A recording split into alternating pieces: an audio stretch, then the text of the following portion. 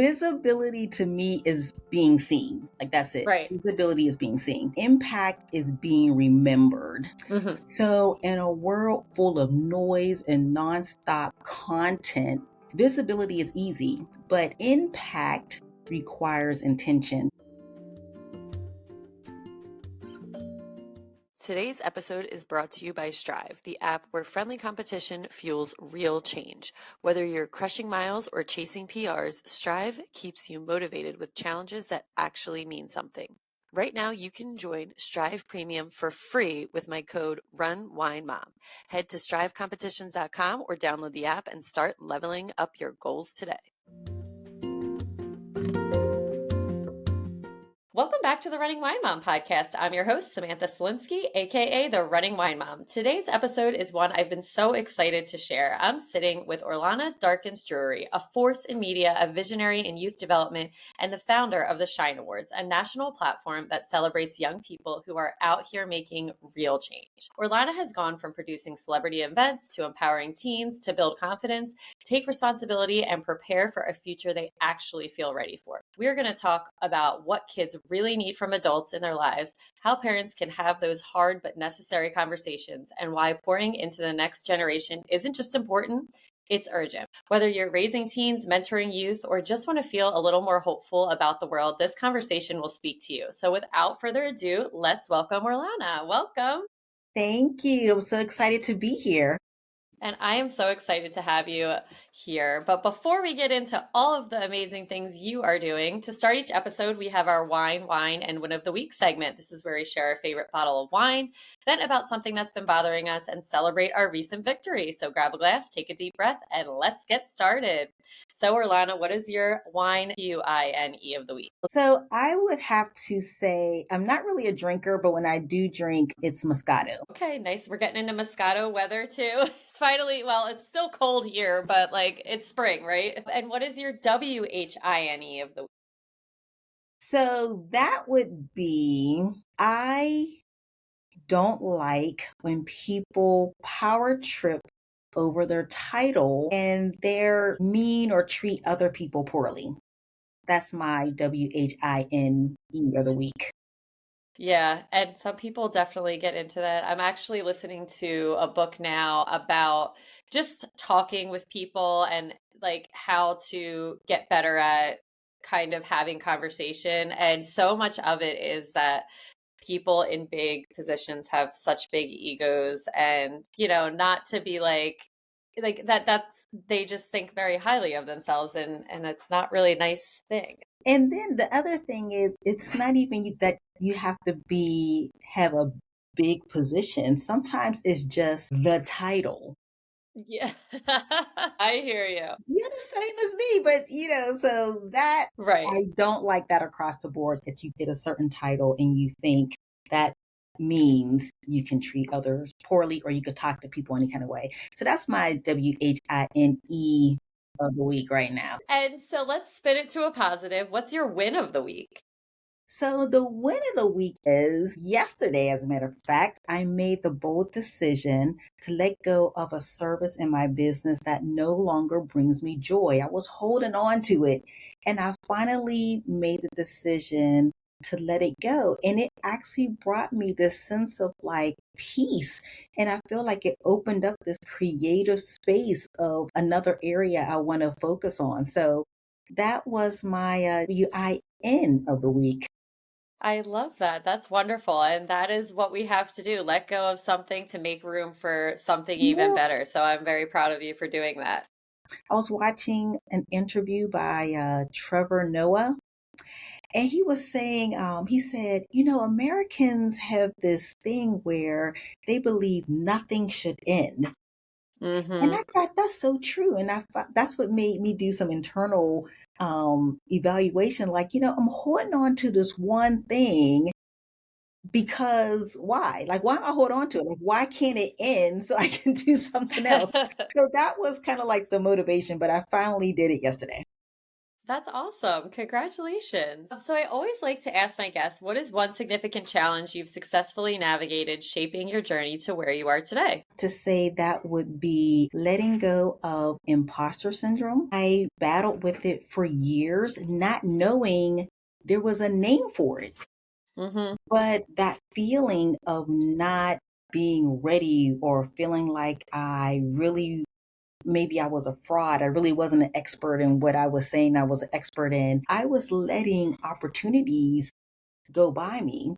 So I would say, now I'm not saying I'm cured. I think, but I'm better at recognizing it and still moving forward. Where before I didn't know what it was. I actually believed the doubt that I was telling myself. So now if it rises up inside me, I know what it is.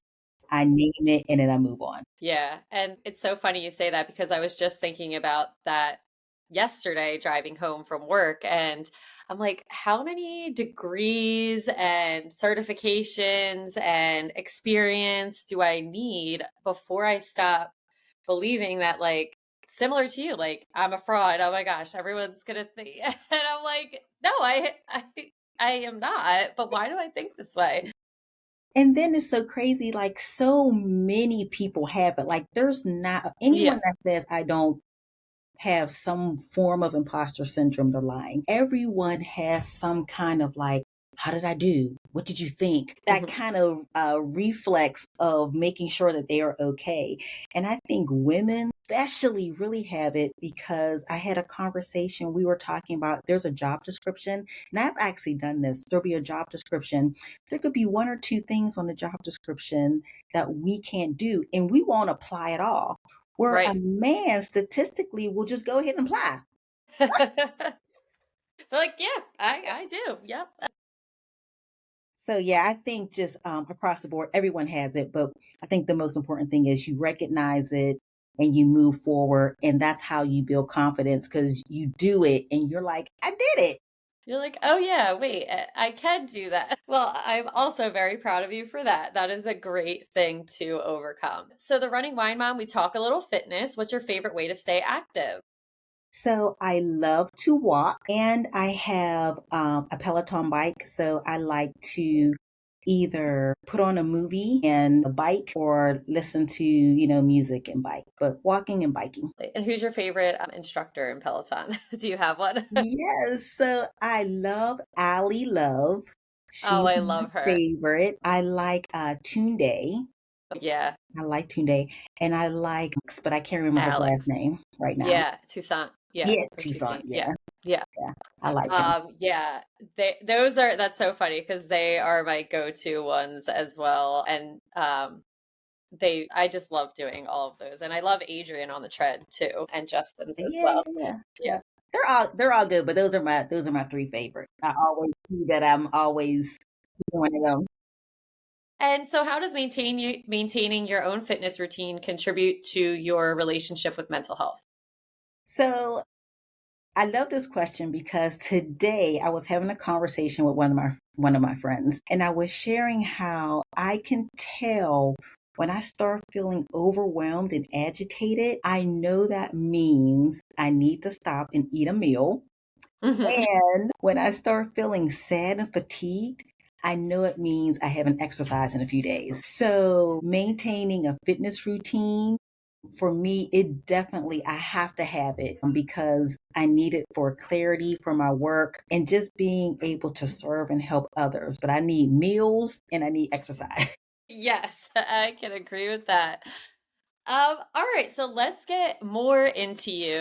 Let's start with your roots. Who were you before the stages, the spotlights, and the Shine Award? So Orlana was someone who wanted to be in the field of communications, and I definitely wanted to help others, but I hadn't yet found my footing. I didn't know how to combine the two. And so it wasn't until years later I worked at a radio station that I was able to combine communications and community service. Somehow I kind of fell into this. So at the radio station, I was marketing director. and I did a lot of the public relations. I did some events, but I gravitated to creating more community service events for the station. That combination of like communications and community, I created like my own little niche at the station. Fun. For in that niche, I was just able to carry on till now. Right. But up until that point, my field was public relations. I did also do event planning. But like I said, they were more like jobs. I liked it, but I knew there was more I could add to the ingredients to make it a Right. career I really wanted to be. So before that, I was just young girl, again, interested in communications. My mom was a Christian household, so we're in church all the time. So that's where the community service, I guess, came from. But Yeah. like again, I just couldn't put it all together. And so just years of trying to navigate that. How do I fulfill this need of sharing stories and helping others would come later. But when it did, it was a great mixture and I've been enjoying the ride ever since. I love that.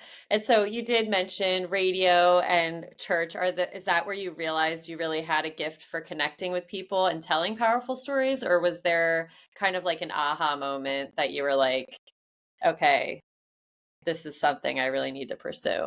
You know what? Actually, it was the president of a top public relations firm in our city that saw it in me. So at the time, I thought I wanted to be a journalist. Right. So my major was journalism, but I was in a meeting with a president again of a top PR firm, and he said, "You know what? Your personality and how you talk and how you share stories, I really think you should be in public relations. Do you know what that is?" And I'm like, "No." And first of all, and he applauded me because I was honest. I didn't say that I did know. So I said, "No, I don't know what it is." Now, the bad part of this is I'm in college at this point. He gives me 4 books to read. I'm already in school, but You're but like, he's like, yes, let me right, I'm add like, "Oh this. my God." So he's like, "Read these books and come back in the summer." And he's like, "I'm gonna give you an internship." But it was actually Wow. him who saw from this conversation that I should be on like the other side. Again, I wanted to be Yeah. in journalism, but maybe like the other side of that, being in public relations. And that's really what prompted me to start learning how to ask questions and shape stories. And again, later on, did I learn how to combine that with media and community service. But yeah, it was a complete stranger that saw that in me. So neat. So yeah, the rest is history. Right. Awesome. That is so fun that it was just a random, and I do believe in those random connections that you make where you're like, or maybe you like never see this person again, but they gave you an idea that's like, changing your life. And I'm like, It really was like at that point, again, I didn't know what it was. It wasn't even like a career option. Like I never mhm, heard of it, but it literally shaped the direction I took forever. Like I right. stayed in communication. I mean, it stayed in public Public relations relation. from that point on. Hmm. Yeah, that's so cool. What do you think one childhood experience that you had that still shapes your ability to lead today? So the child experience that shaped how I lead today. So again, for the most part, I was judged by my zip code, where I live. Sometimes it was like that I went to a public school. So I think now how it has impacted how I lead today, like for me, don't I make sure I do not judge someone based on their education or whether they have a degree or what neighborhood they come from. Even how I even hire people, I would prefer someone. I have hired people who are like mediocre Right. but kind than someone who is an expert in their field but not compassionate or professional. So that experience just growing up in a low income community and just how not knowing anything about me about me except for my zip code or the school I went to, that really impacted how I lead now and really is the reason why the organization that me and my husband created, that's really kind of like the foundation of it. Because I remember that feeling as a young person And I really don't want a young person or anyone to feel like that, not on my watch, not while they're with Right. me. That's just amazing because I do feel as though there's so many people who have not been in that situation where you do feel, maybe like, okay, yeah, well, this is where I was raised, but that doesn't mean that I'm not at, at this level of that, that I can't reach a certain level. And that's something that I talk to my students about because sometimes, like the school that I work at in the surrounding areas, kind of gets like a bad name just because of different reasons. The kids that I work with, like, are the hardest working people that I have ever met. I mean, it's just crazy to see the success of these Right? kids. And I'm like, you're doing better than these kids Right. at these prestigious Exactly. schools. But just because you go here, like, people aren't going to give you, um, and so that was very eye-opening to me when I started working there about because I grew up kind of in the area and definitely had a little bit of that judgment going into the school. And now I'm like, no, these kids are like Exactly. top notch. And this it's amazing because for me at the time, I was always on honor roll. Again, I Right. was always in church. We were Mhm. always doing community service. So when I would share my successes, sometimes with adults, they would be so celebratory, like, "Oh, wow, this is great." And then somewhere in a conversation, it would be, "So where do you live?" And when I would tell them, it was like the whole Right. story, like Fill everything I said didn't matter at that point. So remembering that feeling, and that's kind of what has sustained us for so long in the Shine Awards Foundation and hosting the Shine Awards is recognizing those young people who aren't normally being recognized, that they're being overlooked and they're considered like more of the underdog. But yeah, so that has definitely affected how I lead, whether it's young people or adults. I don't want anyone to feel like they're not worthy, but but at the same time too, I would rather again hire someone who's mid-level, but they're nice, they listen, they're teachable, Yeah. It's important. versus you think you're at the top of your game, you can't hear anything else. Right. Well, that's great. And so you mentioned the Shine Awards. Can you tell the listeners about what the Shine Awards are and what was the moment that really sparked the idea to create such a wonderful thing? Yes, so the Shine Awards is now, because it started off as a local endeavor, but it's now a national premier award ceremony that celebrates the accomplishments of young people anywhere in the world. The only requirement is that you are between the ages of 13 and 24. There are 9 categories, and young people can be nominated in one or more categories. And it was created just very briefly. The idea came from my husband, Darnell, and he at the time worked in school. So if you saw my husband at a school, it wasn't a good thing. He was more like a victim's advocate, Okay. responding to, negative things at the school. So if you saw him, wasn't good.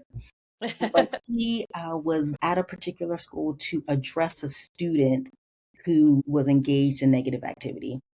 On his way to address that student, he passed, we'll say, a good student, quote unquote, a Right. good student. And the good student wanted to share something with them. And he was like, "I'm sorry, I don't have time. I have to talk to the student." And so the good student said, "You know what? I was thinking about committing a crime because my cousin did. And he got an apartment, they got him a job. Every weekend they take him to a baseball game. And I'm thinking about committing a crime." And my husband thought, "Oh my goodness, What? like crime does pay. Like, oh my gosh, like crime Yeah. does pay." And so at the time I was doing again public relations and events, but I was doing them for adults. And people at this time were paying me to do their programs. So I had not at this point started my own, like created my own event. So he kept saying, "You need to create an event that celebrates kids." And I'm like, I'm not doing that. Yeah. It I wasn't that I didn't think kids were worthy, but I never did my own event. Like I was comfortable with people paying me to do their event. right. I'm like, I'm not doing that. But 2 years went by. I ended up getting hired to be an event planner for a college prep program. And it was there that I would see students come in with like a 1.5, like they was just low.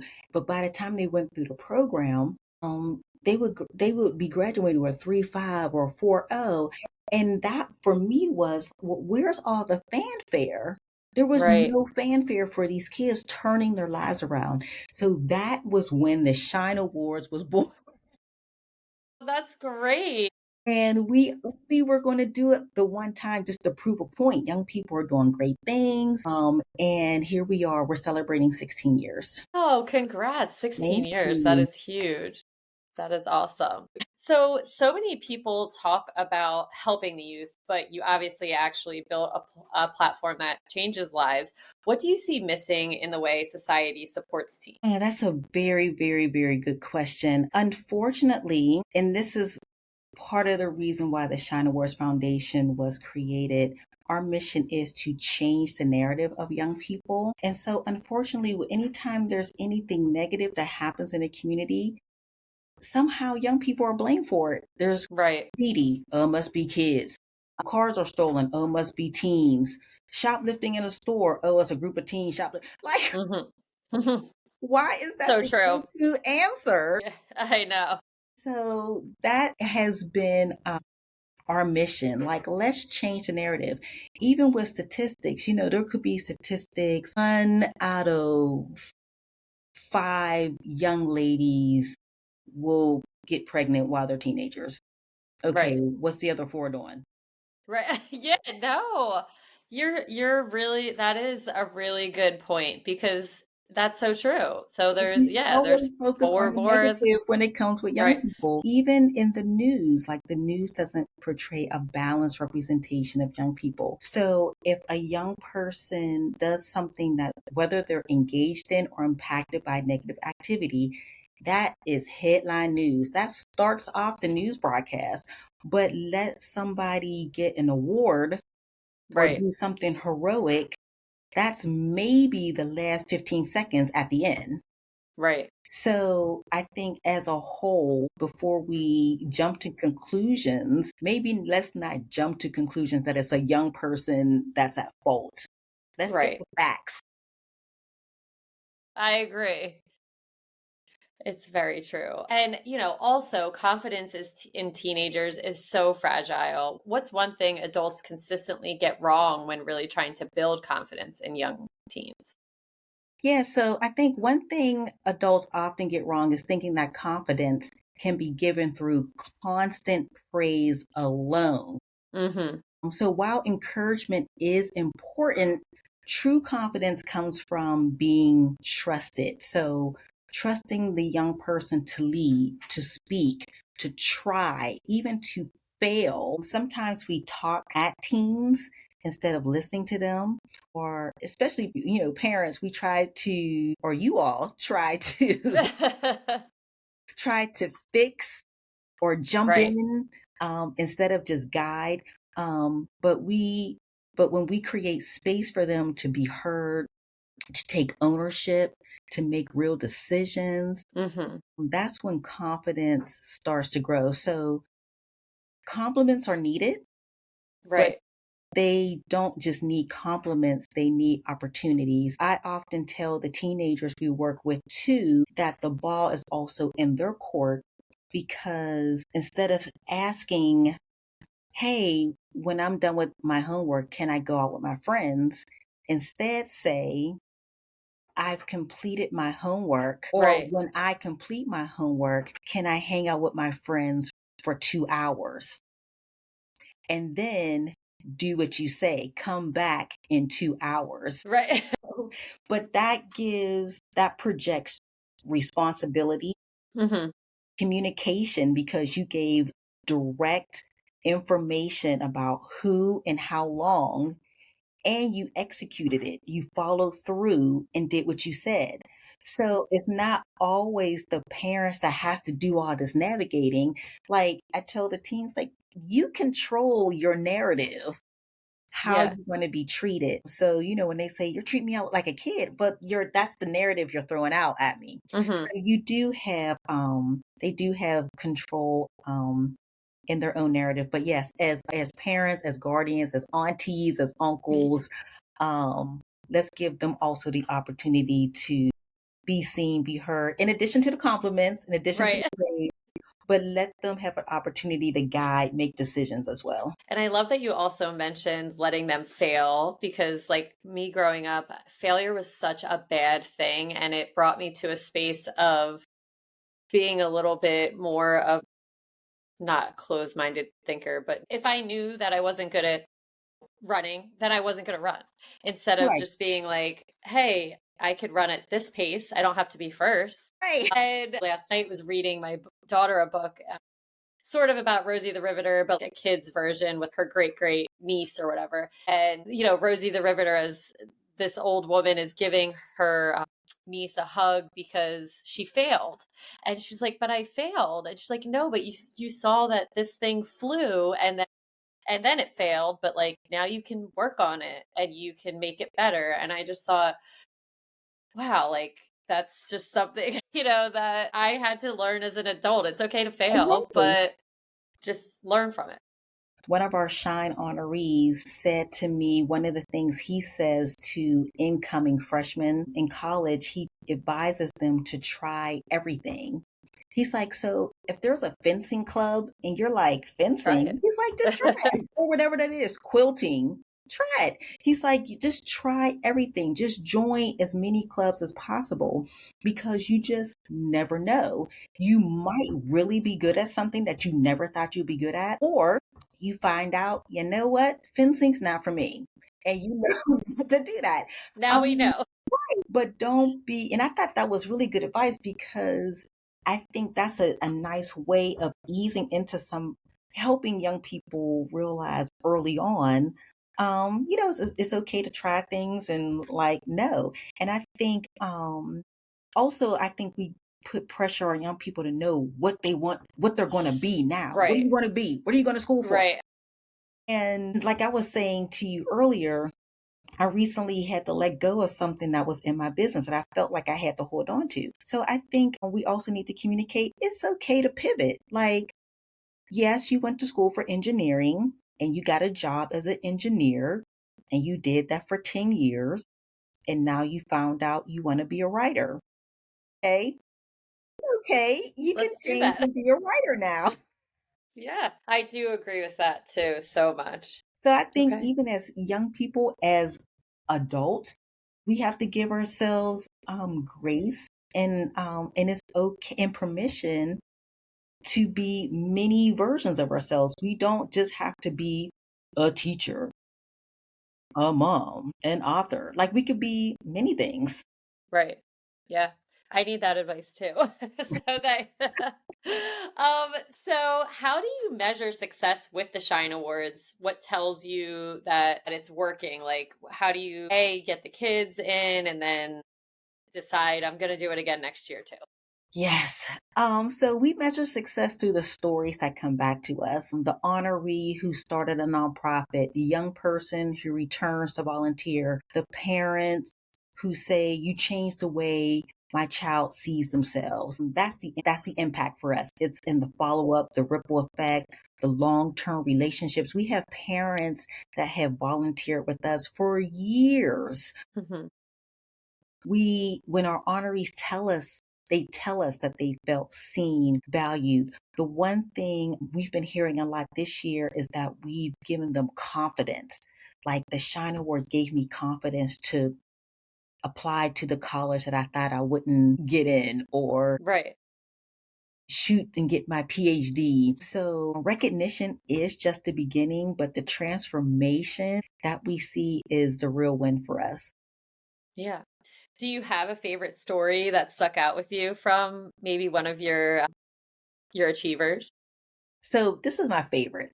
I say this one all the time. Now, this person is a little older now, but she said that her grandmother dragged her to the Shine Award. She did not want to go.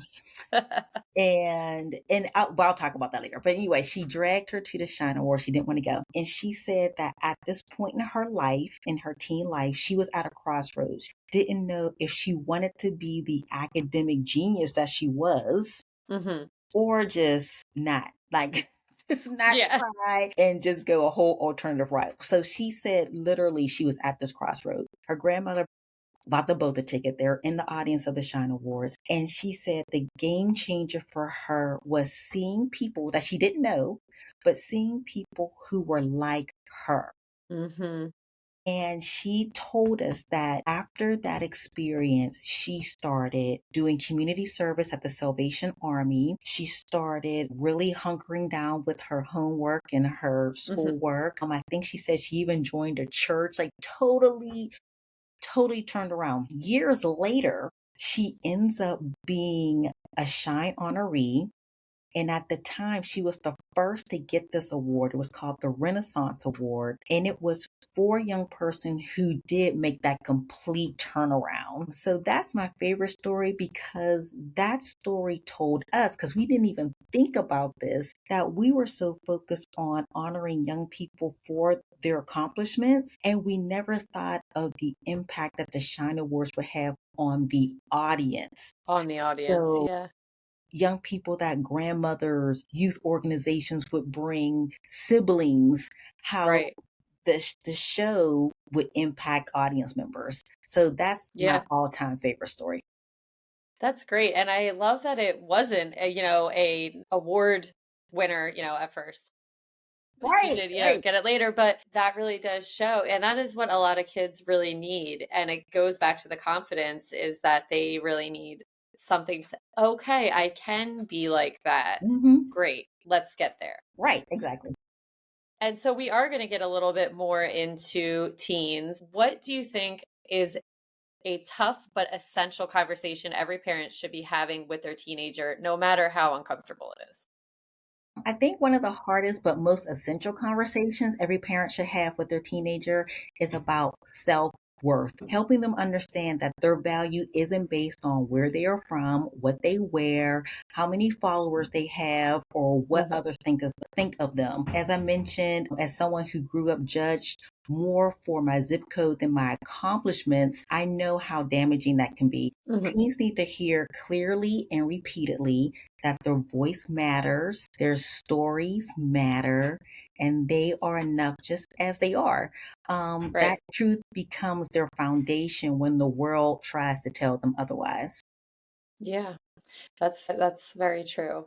Um, okay, so I'm thinking about with teaching, like time management, goal setting, money. Why do you think these basic life skills are not being taught early enough? Yeah, so I believe these life skills aren't being taught early enough because for too long, we've focused on, in my opinion, on testing instead Hmm. of preparing young people for real life. As you know, because you're a teacher as well, there are many schools that are under resourced and overwhelmed. And in communities, and in some communities, survival takes priority over strategy.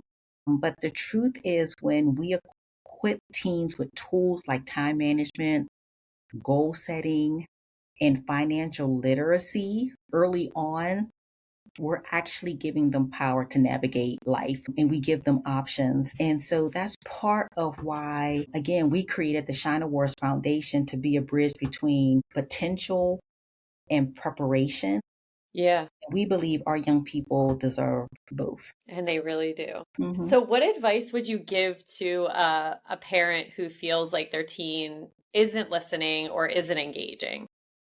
So, first, I would say take a breath and know Or me, that all right. 200 kids I see during the day that are high school. Right, whether you're a parent, teacher, what you want to do with kids, first take a breath. I would say second, know that you're not alone. Teenagers are navigating so much emotionally, socially, and mentally. And I think sometimes we interpret their silence as defiance, and it's not. They're probably just overwhelmed. Hmm. So my advice is to stay consistent, keep showing up. Even when it feels like they're not listening, they're definitely watching. Hmm. They hear the love in your tone. They feel the safety in your presence. I would suggest try new ways to connect, less talking at them and more listening to them. I have a friend who started watching or exposing his son to movies and TV shows that he watched as a kid. And so that was his creative way of like kind of getting them together Connecting. and connecting in a way. Another friend of mine, now this isn't really fun, but it seems to be working. But like when they'll do a chore together. So instead of having his son do the chores like rake leaves, they'll rake together. So as they're doing something, he'll strike up a conversation and the teen doesn't even realize he's spilling his guts while he's raking. Yeah. Get them like to focus on something else and Right. then, And then kind of ask them some questions. But yeah, so I think even like, sometimes riding in a car or sitting side right. by side doing something just opens the door to deeper conversation. So don't give up, but just so your presence is powerful. It may not feel like it, but it is powerful. Awesome. So let's talk a little tech. Do you think social media is helping or hurting kids right now? And how do we help them navigate it? Yeah, so I think social media is both a gift and a challenge. It Hmm. can inspire, it can connect, it gives young people a platform to express themselves, but it also can create pressure, Right. comparison, and confusion about what's real and what's performance. I think it's hurting more than helping when it becomes their only source Hmm. of validation. I believe the key is helping them to develop a strong sense of self offline. So they're not Yeah. searching for identity online. But we have to keep the conversations going, talk about what they're seeing, how it makes them feel, and remind them that likes aren't love. At the Shine Awards, we work to amplify their voices in meaningful ways through the Shine Awards Foundation. So they don't feel like they have to perform to be seen. They could just be. I know also when we're talking to young people, we also try to emphasize showcasing more of their interests. So if they're a football player, maybe their post that day is, we had a long practice today, or we had a good practice today, or if they're a singer, just had my voice lesson, or I'm auditioning, like share that and not really, I don't want to say superficial things, but superficial things. Yeah. Yeah. And the reason why we say that too, because employers now, even if they're up for internship later, it's becoming less and less that they're asking for your resume first. Right. They're asking kids, especially if they're in sports, like what social media are you on? Right. So that's actually becoming more of a resume. So we're encouraging kids to post their interests. And again, it could be ice cream with their friends, or again, they're up for a part, or they have rehearsal, or they're out to dinner with, but just kind of showing a balance of family, school. It's not a place to vent. You don't want to put all your business out there. Right. So I think like with any tool, I mean, we could say the same thing about cell phones. With like, Yes. what's the good or bad about a cell phone? Anything has a good or bad. But if we could talk to them about it, why they want to be on social media, what's the draw for them, and teach them how to use it in a positive and strategic way, I think that will go a long way.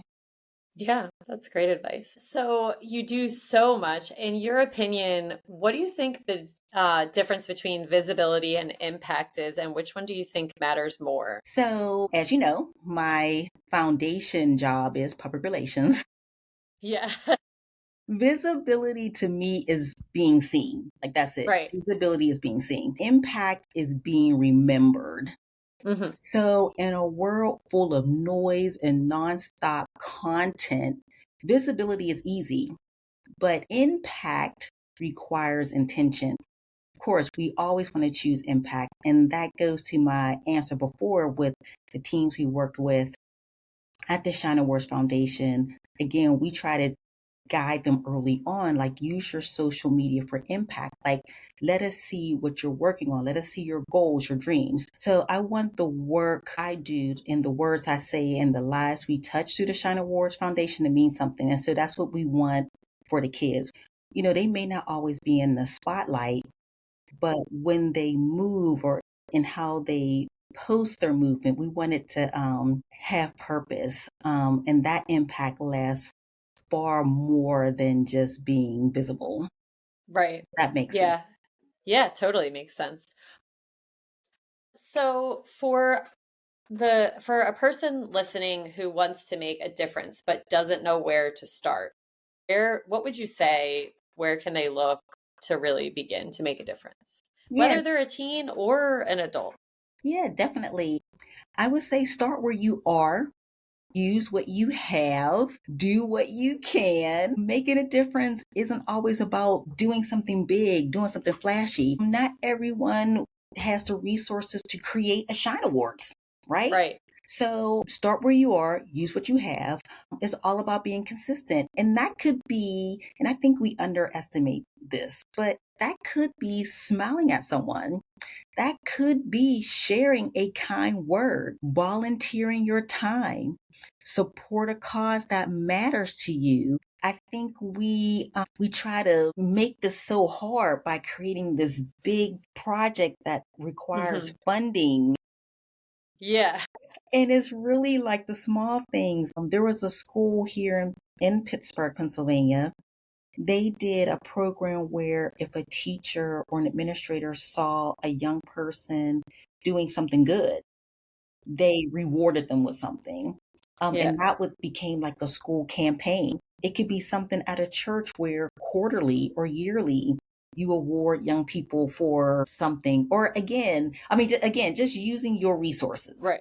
Yeah. But I think And it is we think it has to be this national grand thing, something that has to go viral. right. Yeah, that's what I was going to say. That's exactly what I was going to say. With social media, it is really hard for even as, again, as an adult to recognize the things that you're doing are impactful if they're not this grandiose Right. thing Yeah, and like, everyone, like it millions of doesn't people. matter if it didn't go viral. Yeah, I know.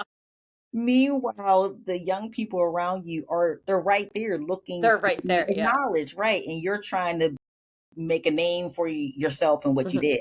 So, but yeah, definitely do something within your means. This really touched me. I had a phone call and the person said that a teenager told them they just want a hot meal and a hug. Yeah. And Like, it's that so simple. it doesn't have to be flashy. It doesn't have to be star-studded celebrity attention, but I think just letting people know, I see you, Right. I hear you. That sounds like an interesting idea. Okay, let's try it. It's really the small things that really have the impact. And again, it goes back to your original question, the difference between visibility and impact.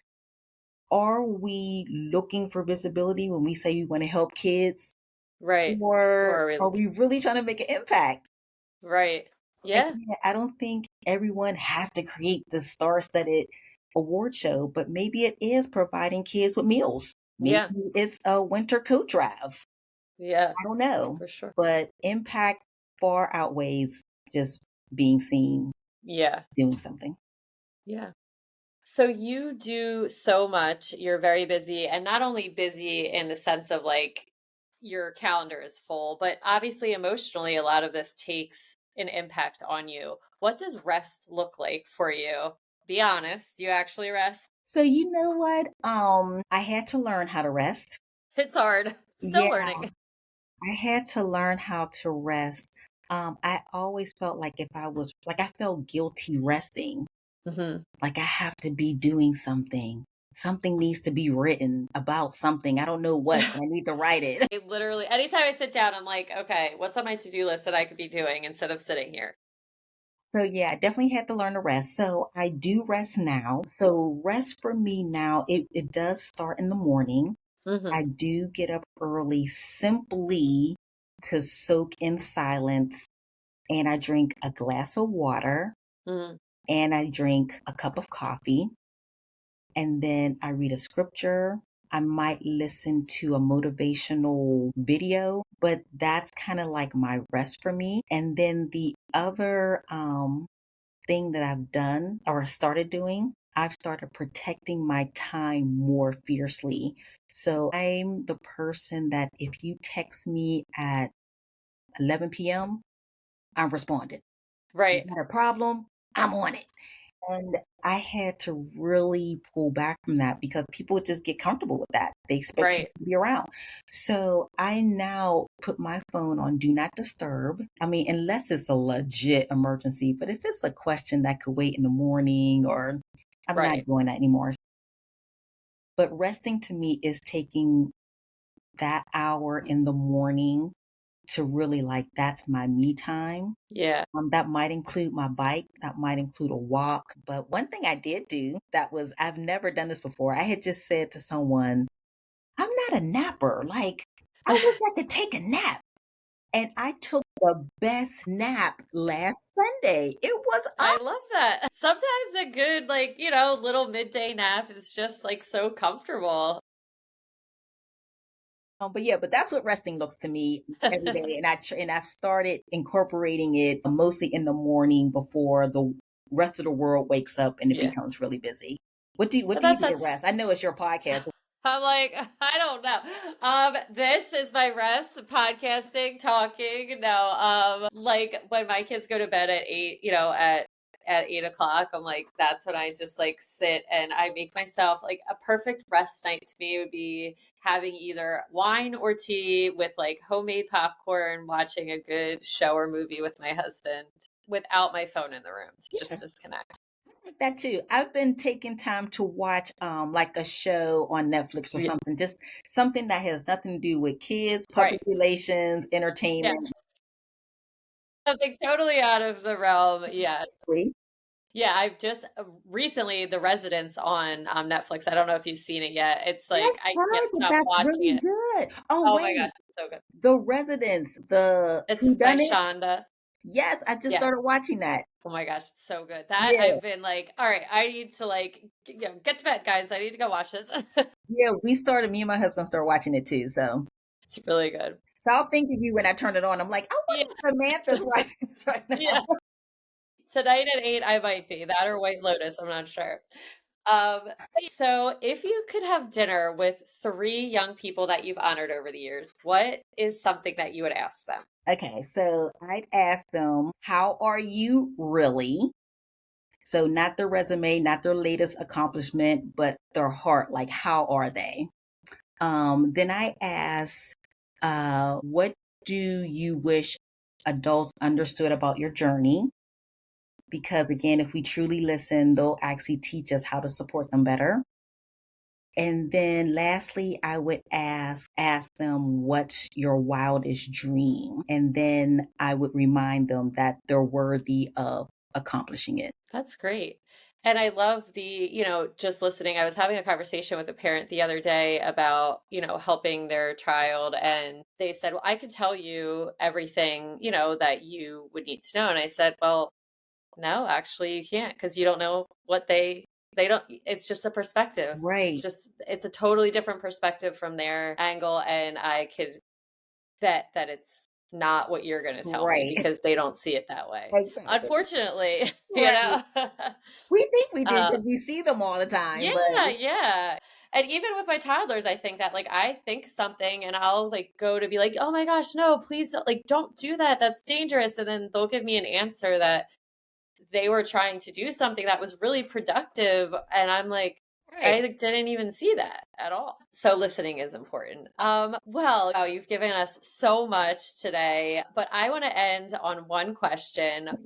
What gives you hope right now? Like, what makes you believe this next generation is going to be just fine? What gives me hope? So I think despite the challenges they face, so social pressures, mental health struggles, economic uncertainty, they continue to show up with They passion, do. purpose, bold ideas. And we see it every year at the Shine Awards, the resilience, the leadership, the heart, the risk taking. Young people aren't just surviving, they're pushing Hmm. boundaries, they're speaking up, they're building communities, they're standing up for what they believe is right. A lot of them deeply care about justice, about inclusion, about mental health and well-being and healing. And I love that they're not waiting for permission to make a difference. Like, they're just doing it, and they're doing it with courage and creativity. And that what makes me believe that we're going to be just fine. Like, we're in good hands. We're going to be, they're going to be phenomenal because they already are demonstrating that. I love that. And I think that is a great place to end it. So that's going to bring us to the end of another episode of The Running Wine Mom. Orlana is not just a visionary, she's a reminder that when we invest in young people with intention, love, and high expectations, they certainly do rise to meet it. So if you're a parent, mentor, educator, or just someone who cares about the next generation, I hope you are walking away with some real tools and maybe even a mindset shift. These teens don't need perfection from us. They need presence, honesty, and a space to grow. If you love this episode, please share it with someone who's raising or leading teens. And don't forget to check out the Shyne Awards and see how you can support or nominate a young achiever. So thank you so much for coming on today. Thank you so much for the opportunity. Yes. As always, you can follow me on Instagram at the running wine mom _. And where can the listeners find you? I'm on Instagram as well. The Shyne Awards. We spell Shine with a Y, and Orlana Darkins Drewery. And I will link all of that for you. So thank you so much for joining us today. Remember, you are strong, you are capable, and you are all amazing. Until next time, keep running, keep sipping, and keep embracing the joy of parenthood. Cheers, and I will be back next Tuesday.